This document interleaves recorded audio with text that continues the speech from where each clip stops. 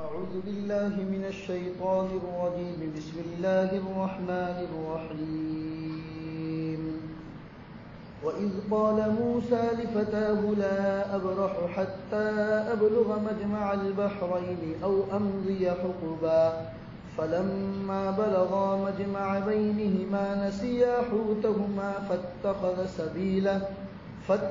سبيله في البحر سربا فلما جاوزا قال لفتاه آتنا غداءنا لقد لقينا من سفرنا هذا نصبا.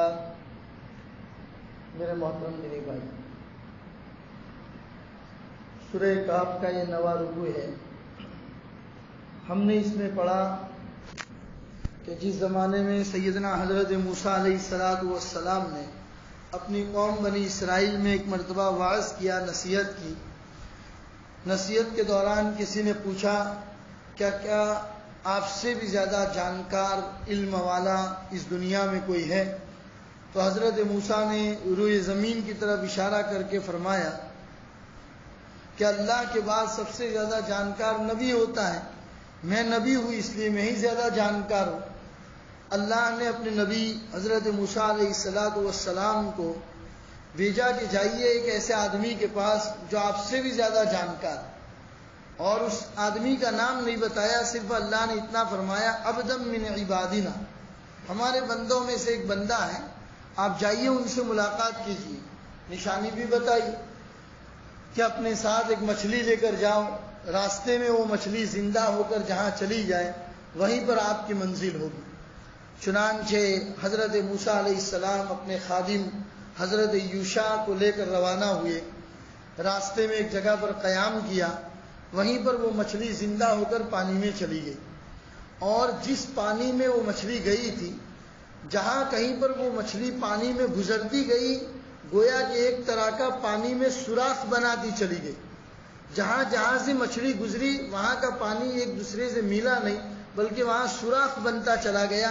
جیسا کہ ایک زمین کے اندر سوراخ بن جاتا ہے، ایسا پانی میں سوراخ بن گیا. دوسرے دن اٹھ کر واپس چلے، ایک دن ایک رات کی مسافت طے کر کے آگے چلے گئے. تھکن محسوس ہوئی، بھوک کا تقاضا ہوا. اپنے خادم کو کہا کہ بھائی کھانا لاؤ. خادم نے کہا کہ وہ مچھلی تو زندہ ہو کر پانی میں چلی گئی تھی، میں آپ کو بتانا بھول گیا تھا. حضرت موسیٰ نے فرمایا کہ بھائی وہی ہماری منزل تھی. چنانچہ نقش قدم پر واپس آنا شروع کیا، اور واپس آئے تو پتہ چلا کہ کوئی ایک انسان چادر اوڑھ کر سویا ہوا ہے. حضرت موسیٰ نے زور سے السلام علیکم کہا تو وہ اللہ کے بندے جو تھے انہوں نے کہا کہ اس علاقے میں مجھے سلام کرنے والا کون؟ تو حضرت موسیٰ نے کہا کہ میں موسیٰ ہوں، اللہ کا نبی ہوں. کہا کہ کیا تم موسیٰ بنی اسرائیل میں سے ہو؟ تو حضرت موسیٰ نے کہا جی ہاں میں موسیٰ بنی اسرائیل میں سے ہوں. اللہ نے مجھے آپ کے پاس بھیجا ہے. اللہ نے بتایا ہے کہ اللہ نے آپ کو ایسا علم عطا فرمایا ہے جو میرے پاس نہیں ہے، اور وہی علم میں سیکھنے کے لیے تمہارے پاس آیا ہوں. وہ اللہ کے بندے نے کہا کہ بھائی آپ میرے ساتھ نہیں رہ سکتے. وجہ اس کی یہ ہے کہ اللہ نے آپ کو یعنی حضرت موسیٰ کو جو علم دیا ہے وہ علم شریعت ہے، شریعت کا علم ہے. اور اللہ نے مجھے جو علم دیا ہے وہ علم تکوینی ہے. علم تکوینی کا مطلب کیا ہوتا ہے کہ آئندہ کیا ہونے والا ہے، ایڈوانس میں اللہ نے وہ علم مجھے دے دیا ہے، جس کو علم تکوینی کہا جاتا ہے. تو آپ کا علم الگ ہے، میرا علم الگ ہے، ہم دونوں آدمی ساتھ میں نہیں رہ سکتے. حضرت موسیٰ نے کہا کہ میں علم سیکھنے کے لیے آیا ہوں، لہذا انشاءاللہ آپ مجھے صبر کرنے والا پائیں گے. انہوں نے کہا کہ ٹھیک ہے، میرے ساتھ رہنے کے لیے پہلی شرط یہ ہے کہ آپ مجھ سے کوئی سوال نہیں کریں گے. میں اپنی طرف سے کوئی چیز بتا دوں وہ دوسرے نمبر کی بات ہے، لیکن آپ اپنی طرف سے کوئی سوال نہیں کریں گے. حضرت موسیٰ نے کہا کہ ٹھیک ہے انشاءاللہ آپ مجھے صبر کرنے والوں میں سے پائیں گے. اب یہ دونوں آدمی کا سفر آگے شروع ہوتا ہے. ایک اللہ کے نبی حضرت موسیٰ علیہ السلام ہے، دوسرے جس کو اللہ کا بندہ کہا ہے وہ بھی اللہ کے نبی حضرت خضر علیہ السلام. خضر کے معنی ہوتا ہے ہرا بھرا، سرسبز و شاداب، اس کو خضر کہا جاتا ہے. ان کو خضر اس لیے کہا جاتا تھا کہ یہ جہاں پر بیٹھتے تھے اللہ تبارک و تعالیٰ بعد میں وہاں پر ہریالی پیدا کر دیتے. بعض روایتوں میں آتا ہے جہاں سے گزر جاتے تھے اللہ وہاں پر ہریالی پیدا کر دیتے تھے. اس لیے ان کو تاریخ میں خضر کے نام سے یاد کیا جاتا ہے. بہرحال یہ بھی اللہ کے نبی, حضرت موسیٰ بھی اللہ کے نبی. اب یہ دونوں کا سفر شروع ہوتا ہے. فانطلقا حتى اذا ركبا في السفينة خرقها قال اخرقتها لتغرق اهلها لقد جئت شيئا امرا. اب یہ دونوں اللہ کے نبی حضرت خضر, اللہ کے نبی حضرت موسیٰ اور ان کے خادم حضرت یوشع, یہ تینوں کے تینوں سفر شروع ہوتا ہے. آگے چلے تو پتہ چلا کہ ایک چھوٹا سا سمندر آیا. وہاں پر کچھ چھوٹے چھوٹے معصوم بچے سمندر میں کشتی چلانے کا کام کرتے تھے. انہوں نے حضرت خضر کو پہچان لیا تو انہوں نے بڑے عزت اور اکرام کے ساتھ حضرت خضر کو کہا کہ آئیے ہم آپ کو دریا کے اس پار چھوڑ دیتے ہیں. اور پہلے سے ہی کہہ دیا کہ ہم آپ سے کوئی کرایہ نہیں لیں گے, ہم آپ سے کوئی بھاڑا نہیں لیں گے, ہم آپ کو بغیر کسی کرائے کے اس کنارے پر پہنچا دیں گے. اب یہ تینوں کے تینوں آدمیوں کا قافلہ اس کشتی کے اندر بیٹھ گیا. جیسے ہی یہ لوگ کشتی میں بیٹھے تھوڑی دیر گزری تھی کہ اللہ کے نبی حضرت خضر علیہ السلام نے کلہاڑی سے کشتی کے تختے اکھڑنا شروع کر دیے, یعنی کشتی کو توڑنا شروع کر دیا. تو حضرت موسیٰ فوراً کہنے لگے اخرقتها لتغرق اهلها, کیا آپ اس کشتی کو توڑنے کا کام کر رہے, ہم سب ڈوب جائیں گے. لقد جئت شيئا امرا, فرمایا کہ تم بہت بھاری چیز کا کام کر رہے, بہت بھاری چیز. ایک تو ایک معصوم بچے ہیں, یتیم بچے ہیں, انہوں نے ہمیں بغیر کرائے کے اپنے کشتی میں بٹھایا ہے, احسان کیا ہے ہمارے اوپر, اور ہم ان کی کشتی توڑ رہے. حضرت خضر نے کہا قال الم اقل انک لن تستطيع معي صبرا, میں نے تم سے نہیں کہا تھا کہ تم میرے ساتھ چپ نہیں رہ سکو گے, میں نے پہلے ہی تمہیں کہا تھا کہ تم میرے ساتھ چپ نہیں رہ سکو گے, لہذا ایک کام کرو بھائی واپس چلے جاؤ. حضرت موسیٰ نے کہا کہ ٹھیک ہے, لا تؤاخذنی بما نسیت ولا ترهقنی من امری عسرا. ارے بھائی اتنے زیادہ کٹھور مت بنو, میری اتنی زیادہ پکڑ مت کرو, میرے معاملے میں آسانی کرو. آئندہ میں وعدہ کرتا ہوں کہ میں انشاءاللہ سوال نہیں کروں گا تم سے. فانطلقا, پھر آگے ان لوگوں کا سفر شروع ہوا. کشتی سے اس پار اتر گئے. اس پار اترنے کے بعد پھر آگے انہوں نے سفر شروع کیا. حتی اذا لقیا غلاما فقتلہ قال اقتلت نفسا زکیۃ بغیر نفس لقد جئت شیئا نکرا. آگے ابھی چلے تھے, ایک بستی سے گزر رہے تھے, ایک گاؤں سے گزر رہے تھے. دیکھا کہ گاؤں کے پادر میں, گاؤں کے علاقے میں کچھ چھوٹے چھوٹے نابالغ بچے کھیل رہے. اس میں ایک بچہ انتہائی خوبصورت, انتہائی تیز ترار خوبصورت بچہ تھا, ذہین بچہ تھا. حضرت خضر علیہ السلام نے اس کو پکڑا اور اس کی گردن دبا کر اس کو مار ڈالا. ظاہر سی بات ہے حضرت موسیٰ یہ دیکھ کے کیسے خاموش رہ سکتے تھے. حضرت موسیٰ فوراً کہنے لگے اقتلت نفسا زکیہ, تم نے ایک صاف ستھری جان کو مار ڈالا. ایک معصوم سا بچہ ہے, نابالغ بچہ ہے, صاف ستھری جان ہے. نابالغ ہے تو ظاہر سی بات ہے گنہگار تو ہے نہیں, پاک صاف بچہ ہے. اقتلت نفسا زکیۃ بغیر نفس, اس نے کوئی جرم بھی نہیں کیا, اپنے ساتھیوں کے ساتھ, اپنے دوستوں کے ساتھ گاؤں کے پادر میں کھیل رہا ہے, تم نے پکڑ کے اس کو مار ڈالا. لقد جئت شیئا نکرا, آپ بڑا نامعقول کام کر رہے ہیں, سمجھ میں نہ آنے والا کام کر رہے ہیں. حضرت خضر نے کہا الم اقل لک انک لن تستطیع معی صبرا, ارے بھائی ہم نے تمہیں پہلے ہی کہا تھا کہ تم ہمارے ساتھ خاموش نہیں رہ سکتے, پھر بھی تم نے سوال کر دیا. حضرت موسیٰ نے کہا کہ ٹھیک ہے, ایک مرتبہ معاف کر دیجیے. ان سألتک عن شیء بعدها فلا تصاحبنی, اگر لاسٹ چانس آئندہ اگر میں تم سے کوئی سوال کروں تو آپ مجھے اپنے ساتھ مت رکھنا. قد بلغت من لدنی عذرا, میں سمجھوں گا کہ آپ عذر کی آخری حد تک پہنچ چکے. 2 مرتبہ آپ نے مجھے معاف کر دیا, آپ آخری مرتبہ جانے دیجئے مجھے. اگر آئندہ میں تم سے کوئی سوال کروں تو آپ مجھے اپنے ساتھ چھوڑ دینا, چلے جانا, مجھے اپنے ساتھ مت لے جانا. کہا ٹھیک ہے. فانطلقا, پھر یہ لوگ دونوں ساتھ میں چلے.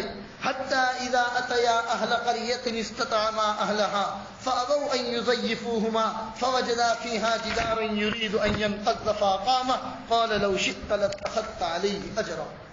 اب یہ آگے چلے, کتنے دن سے چل رہے تھے, بھوک لگی تھی, کھانے کا تقاضا تھا.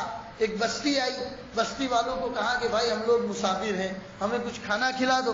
بستی والوں نے کھانا کھلانے سے منع کر دیا، ہم آپ کی مہمانی نہیں کریں گے۔ انہوں نے میزبانی قبول کرنے سے انکار کر دیا۔ حضرت موسیٰ تو ویسے بھی غصے والے تھے، جلالی تھے، کیسے لوگ ہیں مسافر کو کھانا کھلانے سے منع کرتے ہیں؟ بولے تو کچھ نہیں، لیکن دل میں بڑا غصہ آیا کہ کیسے بستی والے لوگ ہیں بھائی، ہماری بستی میں اگر کوئی اجنبی اور مسافر آ جاتا ہے تو ہم سب سے پہلے اس کو کھانے کا پوچھتے ہیں، یہ کیسے لوگ ہیں؟ ہم سامنے سے کہہ رہے ہیں تب بھی کھانا دینے سے انکار کرتے۔ بہرحال اندر سے غصے میں تو تھے ہی، بستی کے باہر نکل رہے تھے کہ دیکھا کہ ایک دیوار ہے، وہ دیوار بالکل گرنے کے قریب، وہ دیوار گرنا چاہتی ہے، گرنے کے قریب ہے۔ فوراً حضرت خضر علیہ السلام دوڑ کے گئے اور انہوں نے اس دیوار کو ٹھیک ٹھاک کر لیا، اس دیوار کو دھکا دیا۔ بعض روایتوں میں آتا ہے کہ دیوار بالکل گرنے کے قریب ہو گئی تھی، حضرت خضر نے اس کو گرنے دیا اور بعد میں دوبارہ اس دیوار کو بنا دیا اور اچھی خاصی دیوار بنا کے دے دی۔ اب حضرت موسیٰ چپ نہیں رہے اور کہا کہ آپ کیسے آدمی ہیں، یہ بستی والوں نے ہمیں کھانا کھلانے سے منع کر دیا، ان بستی والوں کے دیوار کا کام کر رہے ہیں؟ ارے کیا تو سو کیا، ان بستی والوں سے کچھ مزدوری نہیں لیتے تاکہ ہم لوگوں کے کھانے پینے کا کچھ انتظام ہو جاتا۔ جیسے ہی انہوں حضرت موسیٰ بولے تو فوراً حضرت خضر نے کہا ھذا فراق بینی و بینک، چلو بس ختم ہو گیا تمہارے اور ہمارے بیچ میں اب یہاں سے جدائی۔ سأنبئک بتأویل ما لم تستطع علیہ صبرا، جاتے جاتے میں تمہیں بتا دوں گا کہ میں نے یہ 3 کام کیوں کیے، میں نے وہ کشتی کو کیوں توڑا، میں نے اس بچے کو کیوں مارا اور میں نے اس دیوار کو کیوں ٹھیک کیا۔ جاتے جاتے میں تمہیں ان 3 باتوں کا جواب دے دوں گا، لیکن اب تم ہمارے ساتھ نہیں رہ سکتے۔ ہم نے پہلے ہی تمہیں کہا تھا کہ تمہارا علم شریعت ہے، ہمارا علم تکوینی ہے، دونوں علموں کا آپس میں کوئی لین دین نہیں ہے اور دونوں علموں کے جانکار لوگ آپس میں ساتھ میں نہیں رہ سکتے، لہذا چلو اللہ نے کہا تھا اور تم آئے تھے ہمارے پاس، ہم نے تمہاری بات کو منظور کر کے ہمارے ساتھ رکھا تھا، لیکن اب تم ہمارے ساتھ نہیں رہ سکتے۔ تو بہرحال میرے بھائیوں، آپ نے دیکھا کہ 3 کام ایسے ہوئے کہ جس پر اللہ کا نبی کبھی خاموش نہیں رہ سکتا۔ اسی لیے ہم لوگ بچوں کو پڑھاتے ہیں، اسلامی شریعت جب بچوں کو پڑھاتے ہیں اس میں یہ بات سکھاتے ہیں کہ کون کون سی چیز دلیل ہے۔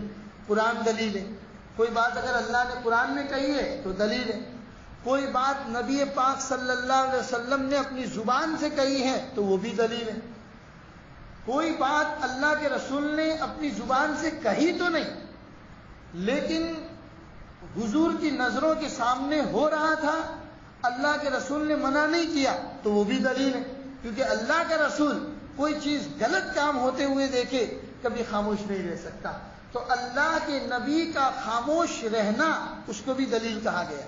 جیسے کہ ایک مسئلہ فقہ میں آتا ہے، یا بات چلی ہے تو میں بتا دوں، گو جو آتی ہے نا، گو ہم لوگ دیکھتے ہیں گو، تو گو کھانا، پاٹلا گو نہ معلوم کون کون سی گوئے ہوتی ہے، بہرحال گو آتی ہے تو گو کے کھانے کے جائز اور ناجائز کا مسئلہ ہے کہ بھئی گو کھا سکتے ہیں کہ نہیں کھا سکتے، تو کتنے علماء نے اس کو کھانے کی اجازت دی ہے، بعض علماء نے صرف اس کو مکروہ لکھا ہے، ناجائز نہیں کہا لیکن مکروہ لکھا ہے۔ مکروہ اس لیے لکھا ہے کہ اللہ کے نبی نے کبھی کھائی نہیں، محمد رسول اللہ صلی اللہ علیہ وسلم نے کبھی کھائی نہیں ہے، اسی لیے بعض علماء اس کو مکروہ لکھتے ہیں، لیکن بعض لوگوں نے جائز لکھا ہے۔ کیوں؟ اکل الذب علی مائدۃ رسول اللہ صلی اللہ علیہ وسلم، کہتے ہیں کہ حضور کی مجلس میں اللہ کے رسول کے دسترخوان پر گو کھائی گئی اور اللہ کے رسول نے منع نہیں کیا، تو اللہ کے نبی کا منع نہ کرنا یہ بھی دلیل ہے۔ کیوں دلیل ہے؟ اسی لیے بتایا گیا کہ نبی کبھی خاموش نہیں رہ سکتے۔ آپ دیکھ سکتے ہیں اس مسئلے 3 قصے آپ کے سامنے ہوئے کہ ایک بچوں کی کشتی کو توڑ رہے، حالانکہ شرط لگائی تھی کہ آپ کچھ بولیں گے نہیں، پھر بھی حضرت موسیٰ خاموش نہیں رہے، کہا آپ کیا کام کر رہے ہیں، شرط لگائی 2 مرتبہ اور ڈانٹ کر شرط لگائی کہ آپ کچھ نہیں بولیں گے، پھر بھی جب حضرت خضر نے بچے کو قتل کیا، اس کی گردن کو مروڑ دیا تو حضرت موسیٰ خاموش نہیں رہے۔ پھر اس کے بعد تو لاسٹ چانس تھا، کہا تھا کہ اگر آئندہ بولیں گے تو ہم آپ کو ہمارے مدرسے سے نکال دیں گے، ہم آپ کو نکال دیں گے، ہمارے ساتھ نہیں رہنے دیں گے، تب بھی حضرت موسیٰ خاموش نہیں رہے۔ حضرت خضر نے دیوار کو درست کیا، حضرت موسیٰ وہیں پر بول پڑے۔ یہ دلیل ہے اس بات کی میرے بھائیوں کہ اللہ کا نبی کبھی کسی کام کو غلط ہوتا ہوا دیکھے تو اللہ کا نبی کبھی خاموش نہیں رہ سکتا۔ بہرحال اس میں بہت سارے مضامین ہیں، بہت ساری چیزیں بیان کی گئی ہے، ہم بات کو مختصر کرتے ہوئے آگے چلتے ہیں۔ تو یہ 3 قصے ہوئے۔ حضرت خضر نے وہ کشتی جو یتیم بچوں نے مفت میں بٹھایا تھا، حضرت خضر نے اس کشتی کو توڑا۔ دوسرا قصہ یہ ہوا کہ حضرت خضر نے ایک نوجوان نابالغ بچے کو مار ڈالا۔ تیسرا قصہ یہ ہوا کہ وہ دیوار جو گرنا چاہتی تھی، حضرت خضر نے اس کو درست کر دیا۔ جب حضرت موسیٰ تیسری مرتبہ بھی بول پڑے تو حضرت خضر نے کہہ دیا کہ ھذا فراق بینی و بینک، اب آپ اور ہمارے درمیان جدائی ہے، اب ہم دونوں الگ ہو جاتے، لیکن ہاں جاتے جاتے سأنبئک بتأویل ما لم تستطع علیہ صبرا، جاتے جاتے ہم آپ کو بتاتے ہیں کہ ایسی کیا بات تھی کہ جس کی وجہ سے آپ اپنے آپ کے اوپر صبر نہیں کر پائے۔ تو پہلا قصہ کشتی والا، حضرت خضر بتاتے ہیں کہ ہم جس کشتی میں سفر کر رہے تھے، کشتی سے سفر کر کے دریا کے اس پار جہاں پر ہم اترنے والے تھے، وہاں پر ایک ظالم بادشاہ رہتا تھا، کافر اور ظالم بادشاہ رہتا تھا۔ وہ ہر اس کشتی کو لے لیتا تھا، ظلم کر کے چھین لیتا تھا، قبضے میں لے لیتا تھا، جو کشتی صحیح سلامت ہوتی تھی۔ اگر وہ ظالم بادشاہ اس کشتی کو بھی لے لیتا تو یہ یتیم بچوں کی آمدنی کا کیا ہو؟ یہ یتیم بچے بیچارے اسی کشتی میں سمندر کے اندر اس پار اس پار ہو کے اپنی روزی روٹی کماتے تھے۔ اگر یہ کشتی بھی وہ بادشاہ ظلم سے قبضہ کر لیتا تو ان یتیم بچوں کی روزی روٹی کا سوال ہو جاتی۔ تو میں نے جان بوجھ کر اس کشتی کے ایک تختے کو توڑ دیا، اس کشتی کو میں نے عیب والا بنا دیا تاکہ وہ بادشاہ دیکھے تو کہے کہ یہ کشتی تو ٹوٹی ہوئی ہے اور وہ لینے سے انکار کر دے، وہ کشتی نہ لے تاکہ یتیم بچوں کی روزی روٹی رک جائے۔ میں نے اس لیے اس کشتی کو توڑا تھا۔ حضرت موسیٰ کہنے لگے یہ اللہ نے آپ کو علم دیا تھا، علم تکوینی، جو آپ پہلے سے جانتے تھے، اسی لیے آپ نے یہ کام کیا۔ آپ اپنی جگہ پر ٹھیک ٹھاک تھے، میں اس بات کو سمجھ نہیں پایا، میں اس بات پر اپنی غلطی کا اقرار کرتا ہوں۔ کہا کہ دوسرا قصہ وَأَمَّا الْغُلَامُ، وہ لڑکا فَكَانَ أَبَوَاهُ مُؤْمِنَيْنِ، وہ لڑکا کہ جس کو میں نے مار ڈالا اس کے ماں باپ مومن تھے، ایمان والے تھے۔ فَخَشِنَا أَن يُرْهِقَهُمَا طُغْيَانًا وَكُفْرًا، لیکن یہ بچہ بھلے ابھی نابالغ تھا لیکن اس کی قسمت میں اللہ نے کفر پہلے سے لکھا ہوا ہے۔ یہ بچہ بھلے ابھی نابالغ تھا، اس کی قسمت میں اللہ نے کفر پہلے سے لکھا ہوا تھا۔ اور اتنا ہی نہیں، اگر یہ بچہ بڑا ہوتا تو اس کی محبت میں اس کے ماں باپ بھی کفر کے اندر مبتلا ہو جاتے، ایمان والے ماں باپ کی کفر پر موت آتی۔ تو اللہ تبارک و تعالیٰ کا حکم ہوا اس بچے کا قصہ یہیں پر ختم کر دو تاکہ کم از کم یہ بچہ ابھی مر جائے گا، اس کے ماں باپ کو تھوڑی تکلیف برداشت کرنی پڑے گی لیکن کم از کم اس کے ماں باپ کا ایمان محفوظ رہ جائے گا۔ اور کہتے ہیں بعض روایتوں میں آتا ہے جس زمانے میں حضرت خضر نے اس بچے کو مارا اس زمانے میں اس بچے کی ماں پریگننٹ تھی، چنانچہ اللہ تبارک و تعالیٰ نے یہاں پر دعا کی ہے فَكَانَ أَبَوَاهُ مُؤْمِنَيْنِ، اس کے والدین ایمان والے تھے۔ فَخَشِنَا أَن يُرْهِقَهُمَا طُغْيَانًا وَكُفْرًا، ہمیں ڈر ہوا کہ کہیں اس کی پیار اور محبت میں اس کے ماں باپ بھی کفر میں مبتلا نہ ہو جائے۔ فَأَرَدْنَا، اللہ فرماتے ہم نے ارادہ کیا ان یبدلہما ربہما خیرا منہ زکاۃ واقرب رحما، کہ اللہ فرماتے ہیں کہ ہم اس بچے کے بدلے میں بہترین اولاد اس کو نصیب فرمانے والے تھے۔ اس بچے کی ماں پریگننٹ تھی، پیٹ میں بچہ تھا، بعد میں اللہ تبارک و تعالیٰ نے اس کو فرما بردار بیٹی عنایت فرمائی۔ لیکن اس بچے کا قصہ حضرت خضر نے اسی وقت ختم کر دیا تاکہ بڑا ہو اور اس کے بڑا ہونے کے بعد کہیں اس کے ماں باپ کفر میں مبتلا نہ ہو جائے۔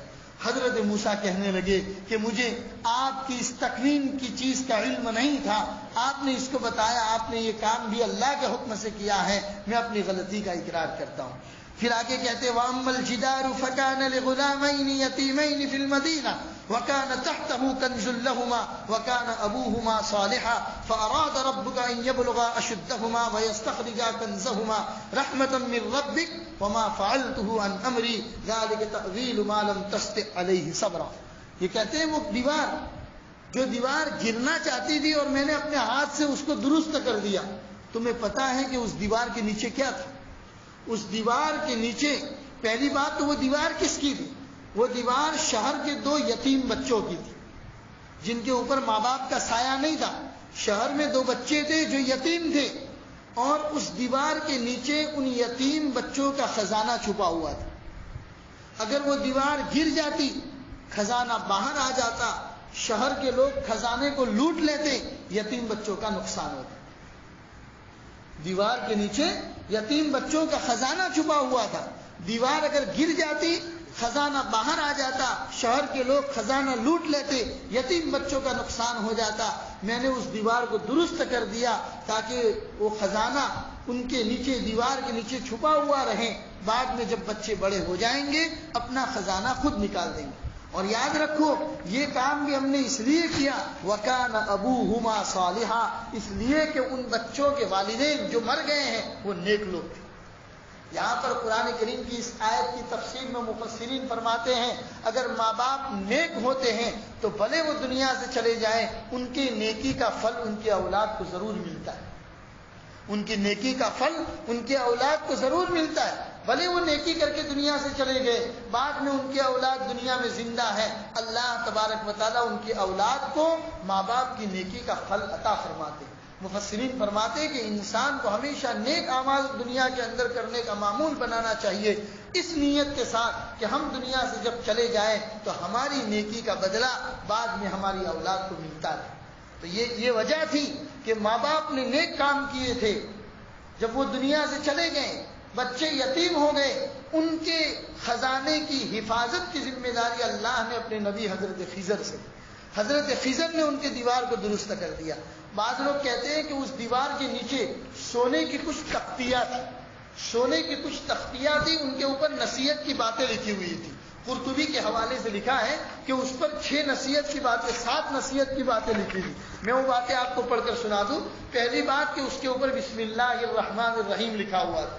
دوسری بات تعجب ہے اس آدمی پر جو تقدیر پر ایمان رکھتا ہے پھر بھی غمگین ہو کر زندہ رہتا ہے. ہم سب کا یہی حال ہے میرے بھائی، ہم سب کا تقدیر پر ایمان ہے، اس کے باوجود نہ معلوم کتنا ٹینشن پال کر گھر سے نکلتے، کتنا ٹینشن پال کر ہم لوگ چلتے ہیں، ایسا لگتا ہے کہ ٹینشن کی دکان. تو اس پر کہتے ہیں دوسری بات یہی لکھی ہوئی تھی، تعجب ہے اس آدمی پر جو تقدیر پر ایمان رکھتا ہے اس کے باوجود غمگین ہو کر رہتا ہے. تیسری نصیحت، تعجب ہے اس آدمی پر جو ایمان رکھتا ہے کہ روزی روٹی کی ذمہ داری اللہ کے پاس ہے، پھر بھی ضرورت سے زیادہ تکلیفیں برداشت کرتا ہے اور فضول قسم کی کوشش میں لگا ہوا رہتا ہے. جانتا ہے قرآن کریم کا 12واں پارہ جہاں سے شروع ہوتا ہے، پہلی آیت وَمَا مِن دَابَّةٍ فِي الْأَرْضِ إِلَّا عَلَى اللَّهِ رِزْقُهَا. اس آیت کا مطلب ہے اللہ فرماتے ہیں دنیا میں جو بھی جاندار، جو بھی چوپایا، جو بھی جاندار، چاہے وہ کیڑے مکوڑے ہوں، چھوٹی موٹی تتلی ہو یا چھوٹا موٹا جیوڑا ہو، جو بھی ہو، کہتے ہیں دنیا میں جو بھی جاندار ہیں اس کی روزی روٹی کی ذمہ داری اللہ نے لے رکھی. پھر ہم تو اشرف المخلوقات ہیں میرے بھائیوں. اللہ نے جتنی مخلوقات پیدا کی ہے اس میں سب سے زیادہ بہترین مخلوق ہم ہیں. جب اللہ نے چونٹیوں کی روزی روٹی کا انتظام کر رکھا ہے تو ہماری روزی روٹی کا انتظام اللہ نے نہیں کیا ہوگا.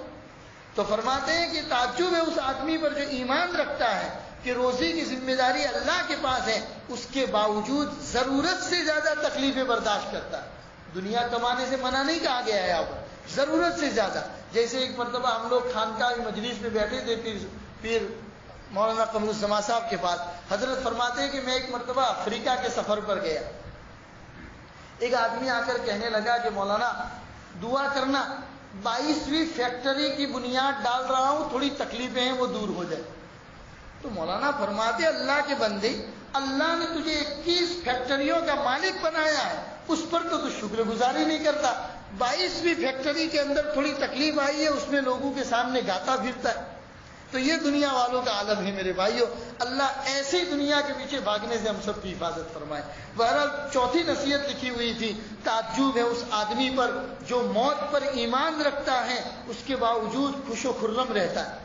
موت معلوم ہے کہ موت کبھی بھی آ سکتی ہے، اس کے باوجود ایسا خوش ہو کے دنیا کے اندر رہتا ہے، شاید کبھی کبھی ایسا لگتا ہے کہ اس کو اپنی موت یاد ہی نہیں. بہرحال 5ویں نصیحت اس پر لکھی ہوئی تھی، تعجب ہے اس آدمی پر جو آخرت کے حساب پر ایمان رکھتا ہے پھر بھی دنیا میں غفلت کے ساتھ زندگی گزارتا ہے. اس کو پتا ہے کل قیامت کے دن اللہ کے پاس جا کے اپنی زندگی کی ایک ایک عمل کا حساب دینا ہے. اس کے باوجود دنیا میں غفلت کے ساتھ زندگی گزارتا ہے۔ پھر چھٹی چیز لکھی ہے، تعجب ہے اس آدمی پر جو دنیا کو اور دنیا کے الٹ پھیر کو جانتا ہے، پھر کیسے اس پر مطمئن ہو کر بیٹھتا ہے۔ اس کو معلوم ہے کہ دنیا تو الٹ پھیر کا نام ہے، دنیا میں الٹ پھیر ہوتا رہتا ہے، پھر بھی ایسے اطمینان سے زندگی گزارتا ہے، ایسا لگتا ہے کہ شاید اس کو کبھی مرنا ہی نہیں ہے۔ اور اس تختی پر 7واں جملہ لکھا ہوا تھا، لا الہ الا اللہ محمد الرسول اللہ۔ یہ 7 باتیں اس دیوار کے نیچے ایک تختی تھی، سونے کی تختی، اس تختی کے اوپر یہ باتیں لکھی ہوئی تھی، ان باتوں کی حفاظت کرنا ضروری تھا، اسی لیے اللہ نے حضرت خضر کو بھیجا اور انہوں نے آ کے اس دیوار کو درست کر دیا۔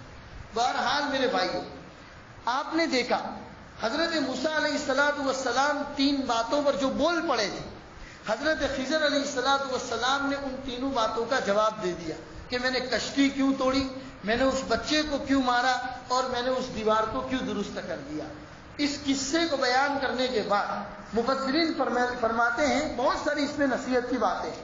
سب سے پہلی بات تو میں نے آپ کو بتا دی کہ والدین اگر دنیا میں نیک کام کرتے ہیں تو اولاد کو ان کا پھل ملتا ہے۔ ہمیں اس سے نصیحت لینی چاہیے، ہمیں اللہ جتنے توفیق دے ہمیں بھی نیک کام کرنا چاہیے، کم از کم اس نیت کے ساتھ ہمارے مرنے کے بعد ہماری اولاد کو اللہ اس کا بدلہ عطا فرمائے، اس نیت کے ساتھ نیک کام کرنا چاہیے۔ اس کے علاوہ بہت ساری باتیں بتائی کہ حضرت موسیٰ علیہ السلام کو جو اللہ نے علم دیا تھا وہ علم شریعت تھا، حضرت خضر کو جو اللہ نے علم دیا تھا وہ علم تکوینی تھا، اور علم تکوینی اس وقت تک تھا جب دنیا میں اللہ نے وحی کا سلسلہ چلایا تھا۔ محمد رسول اللہ صلی اللہ علیہ وسلم کی دنیا سے پردہ فرما جانے کے بعد اب کوئی نبی نہیں آئے گا، اب کوئی وحی نہیں آئے گی، لہذا اب اگر کوئی ڈھونگی بابا یہ دعویٰ کرتا ہے کہ مجھے بھی اللہ نے تکوینی علم دیا ہے تو وہ اس کا ڈھونگ ہے، اس کی کسی بات پر ایمان اور یقین نہیں کیا جا سکتا۔ اس لیے کہ میرے بھائیوں، ہم غفلت کے ساتھ رہتے ہیں، جو ہم قیامت سے قریب ہوں گے ایسے ایسے فتنے دنیا میں وجود آئیں گے، ایسے ایسے فتنوں کا دنیا میں وجود ہوگا جس کا کبھی آپ نے تصور بھی نہیں کیا ہوگا۔ اور کچھ فتنے تو ابھی بھی دنیا میں، قادیانی لوگ، ہم تو ایسے علاقے میں رہتے ہیں کہ قادیانی نہیں ہے، اسی لیے شاید ہم لوگوں کو اس کا پتہ نہیں ہے، لیکن آپ اپنی اس پٹری سے تھوڑا آگے جائیے دہیج کی طرف، شاید وہیں پر بھینسلی وغیرہ کا کوئی علاقہ ہے جہاں پر کچھ فیکٹریوں میں اور کمپنیوں میں کام کرنے والے نوجوان لوگ رہتے ہیں، ان کے پاس جا کر کچھ لوگ ان کے دماغوں سے کھلواڑ کرتے ہیں اور غلط دین ان کو بتاتے ہیں، تو قادیانی زیادہ دور نہیں، آپ کے 35 کلومیٹر تک آ چکے ہیں۔ اور آپ اس طرف جائیں گے نڈیاد اور آنند کی طرف تو وہاں پر بھی قادیانی آ چکے ہیں جو لوگوں کو اس طریقے سے بتانے کی کوشش کرتے ہیں۔ قادیانی کون ہے؟ قادیانی کون ہے؟ میں پورا بیان آپ کے سامنے نہ کرتے ہوئے صرف چھوٹی سی جملے میں آپ کو بتا دوں، قادیانی وہ ہیں جو اللہ کے رسول صلی اللہ علیہ وسلم کو آخری نبی نہیں مانتے ہیں۔ قادیانی وہ ہیں جن کا یہ کہنا ہے اللہ کے رسول کے بعد بھی نعوذ باللہ نبوت کا سلسلہ جاری ہے، ذلی، بروزی وغیرہ لوگ نبی بن سکتے ہیں۔ اور ابھی حیدرآباد میں شکیل بن حنیف کا فتنہ کھڑا ہوا تھا جس نے اپنے آپ کو قادیانی نبی ہونے کا دعویٰ کیا ہے۔ تو ایسے فتنے تو دنیا میں، یا وارثو نام کا فتنہ دنیا میں وجود میں آیا، شکیل بن حنیف کا فتنہ آیا، قادیانیوں کا فتنہ آیا، یہ فتنے دنیا میں آتے رہتے ہیں میرے بھائی۔ اسی لیے کہا جاتا ہے جمعہ کے دن سورہ کہف جو آدمی پڑھتا ہے اللہ دنیا میں پیدا ہونے والے فتنوں سے اس کی حفاظت فرماتا ہے۔ آئندہ کل جمعہ کا دن ہے، ہر ایک آدمی یہ پکا ارادہ کرے اس مجلس میں بیٹھا ہوا اور جہاں جہاں ہماری بات پہنچتی ہے لوگ سنتے ہیں، ہر ایک آدمی یہ پکا ارادہ کرے کہ کل جمعہ کے دن انشاءاللہ سورہ کہف پڑھیں گے، اور ساتھ ساتھ یہ پکا ارادہ کرتے ہیں کہ جب تک زندہ رہیں گے انشاءاللہ ہر جمعہ کو سورہ کہف پڑھنے کا معمول بنائیں گے، کیونکہ ہمارا ایمان کمزور ہے میرے بھائی۔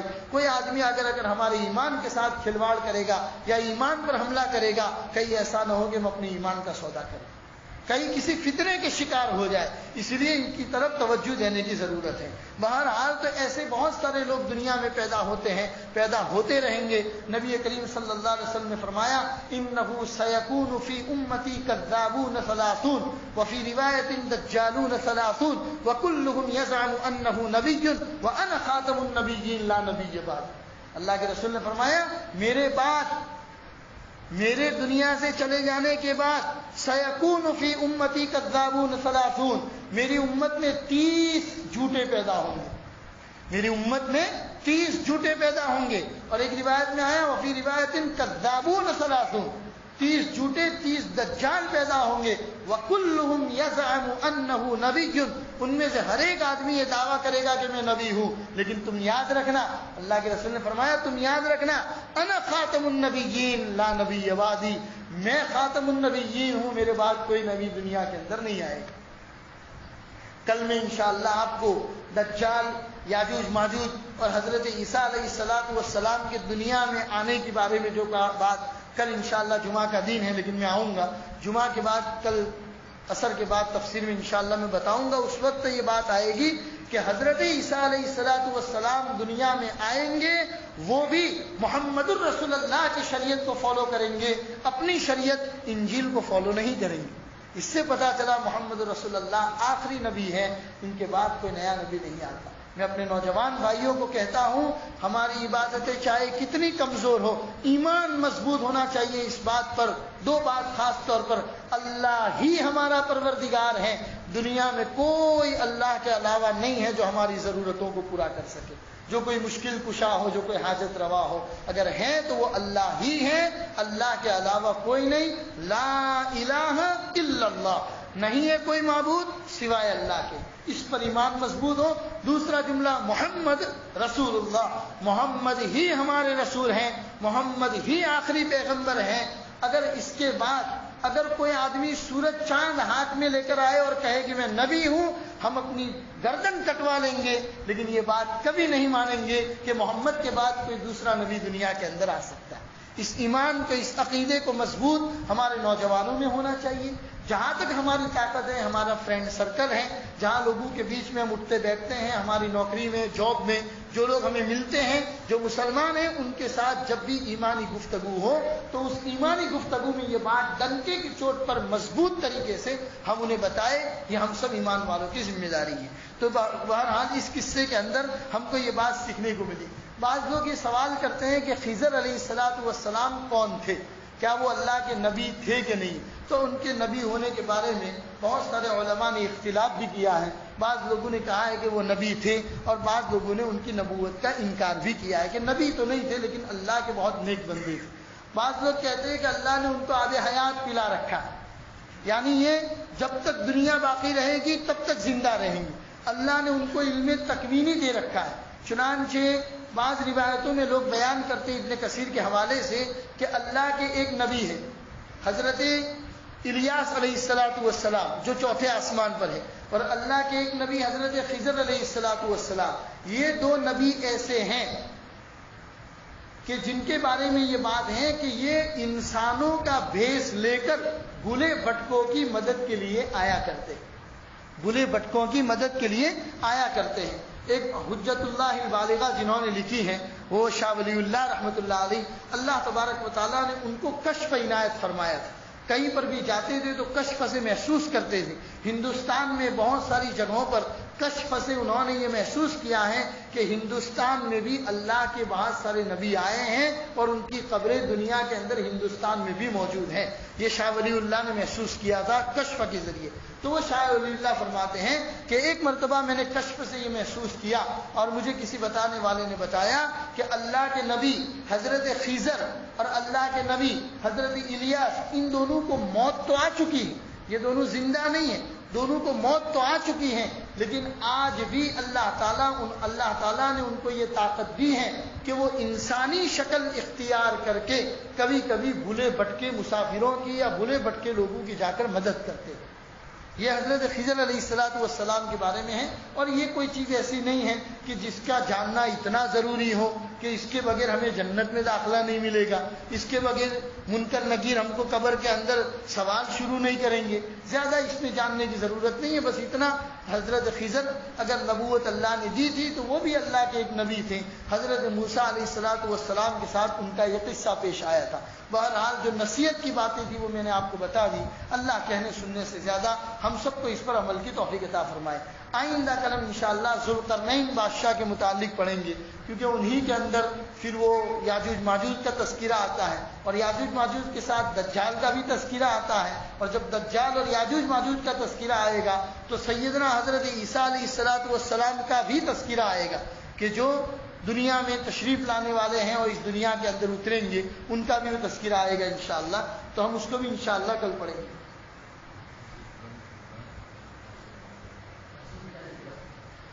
عزیز بھائی بورا کوئی بیمار ہے بھائی، ان کے لیے بھی دعا کریں، اللہ تعالیٰ ان کو شفاء کاملہ عطا فرمائے۔ اس کے علاوہ بھی ہمارے گاؤں کے جو بھی دیگر افراد بیمار ہوں، مرد ہوں، عورت ہو، بچے ہو، جوان ہو، بوڑھے ہوں، جو بھی بیمار ہوں، ان سب کے لیے ایسی مبارک مجلس کے اندر، قرآن کی مجلس